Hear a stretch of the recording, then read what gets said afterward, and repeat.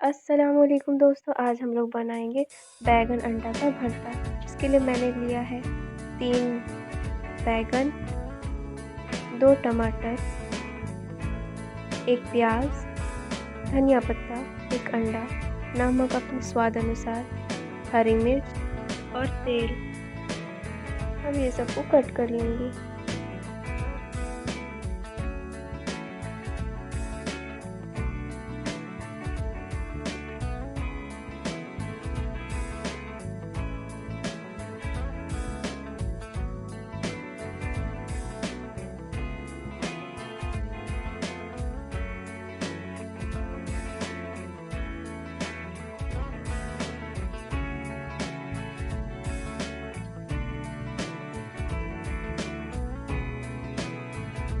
अब यहाँ मैंने सबको कट कर लिया।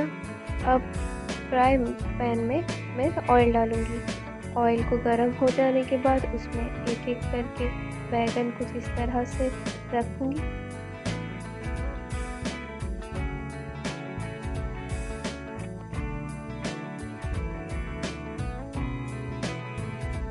लो फ्लेम में अब इसको ढक लूँगी। अब 5-10 मिनट पकने के बाद इसको पलट लूँगी।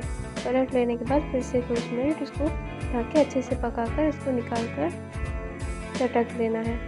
अब इसके बाद फिर से वही फ्राई पैन में ऑयल डालकर उसमें मैं प्याज को डालूँगी।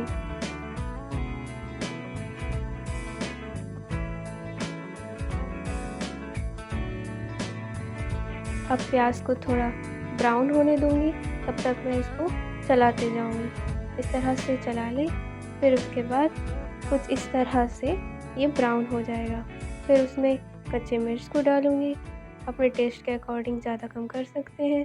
और फिर टमाटर को डालूँगी और टमाटर को इसको अच्छे से पका लेना है। जब तक ये टमाटर थोड़ा सा सॉफ्ट नहीं हो जाए तब तक हम इसको अच्छे से पकाते रहेंगे। फिर उसमें अपने स्वाद अनुसार नमक को डाल के अच्छे से पका लूँगी। अब मैं उसमें एक अंडा डाला और इस अंडे को अच्छे से मिक्स कर लिया। अंडे को अच्छे से मिक्स कर लेने के बाद अब इसमें चटका हुआ बैगन को डालूँगी।